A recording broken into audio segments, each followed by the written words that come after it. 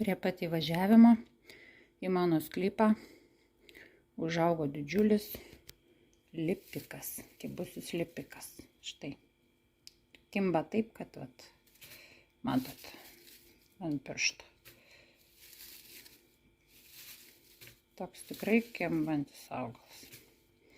Ne veltui padėta šitas didelis peilis. Aš jį tuoj smulkinsiu ir dėsiu į tinktūrą. Šitas augalas yra labai puikus ir auga daugulėje pievų, tikrai galite rasti. Labai puikus augalas yra limfos valymui, visoms būsenoms, kai yra odos ligos sutrikimai, egzemos, psoriazės ir taip toliau, labiau toksai drenuojantis ir valantis organizmą augalas per limfą ir per kitas sistemas, toks labai gerai reguliuojantis organizmą, drėkinantis. Tai jeigu randat, galima iš jo daryti tinktūrą, galima džiovinti ir vartoti, gerti arbatas, bet dar labai man patinka iš jo išsispausti sultis. Tai yra arba su mėsmalė sumalti, arba su blenderiu sublenderiuoti, su trupučiu vandens ir tas sultis užšaldyti mažose kubeliuose.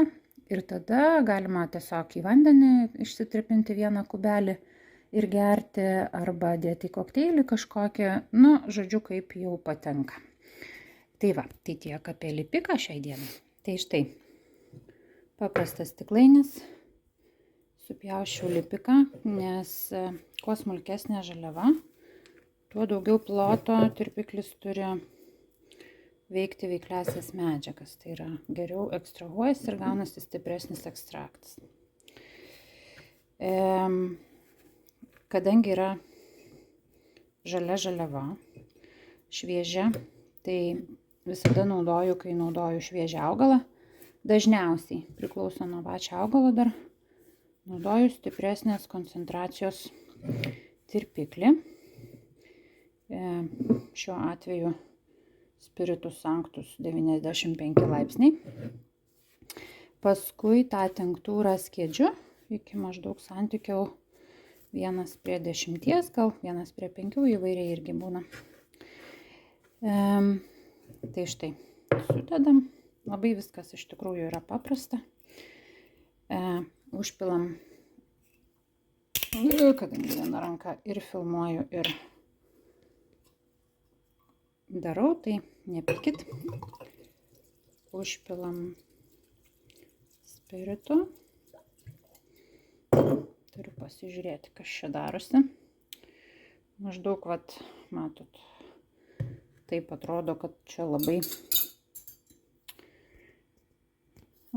nedaug čia to skysčio, bet aš kadangi jau turiu nemažą patirtį tinktūrų gamyboje, tai maždaug jaučiu, kiek čia reikia to spirito ir kiek ko, ir štai tas santykis maždaug taip ir bus.